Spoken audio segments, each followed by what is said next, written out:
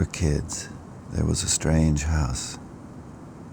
All the shades were always drawn, and we never heard voices in there.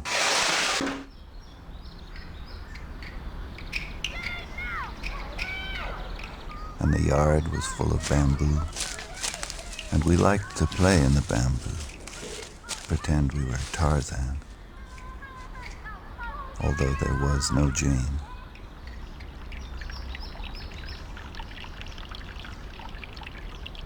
And there was a fish pond, a large one, full of the fattest goldfish you ever saw, and they were tame. They came to the surface of the water and took pieces of bread from our hands. Our parents had told us, never go near that house. So, of course, we went. We wondered if anybody lived there. Weeks went by, and we never saw anybody. Then, one day, we heard a voice from the house. You goddamn whore. It was a man's voice. Then the screen door of the house was flung open, and the man walked out. He was holding a fifth of whiskey in his right hand. He was about 30. He had a cigar in his mouth, needed a shave. His hair was wild and uncombed, and he was barefoot in undershirt and pants. But his eyes were bright. They blazed with brightness. And he said, Hey, little gentleman. Having a good time, I hope. Then he gave a little laugh and walked back into the house.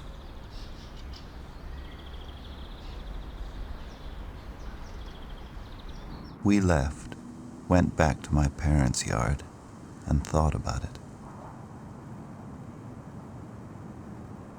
Our parents, we decided, had wanted us to stay away from there because they never wanted us to see a man like that, a strong, natural man with beautiful eyes.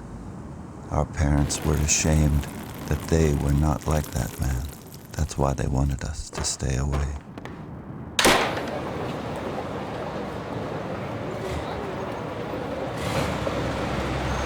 But we went back to that house and the bamboo and the tame goldfish.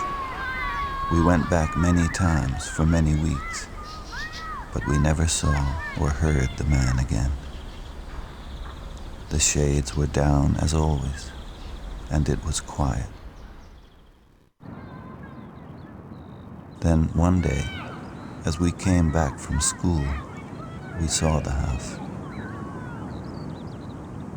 It had burned down. There was nothing left, just a smoldering, twisted black foundation. And we went to the fish pond, and there was no water in it, and the fat orange goldfish were dead there, drying out.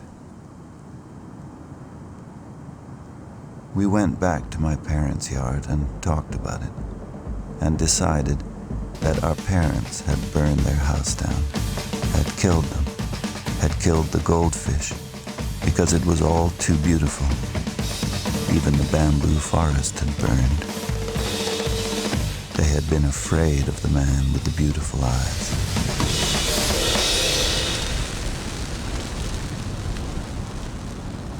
And we were afraid then that all through our lives things like that would happen.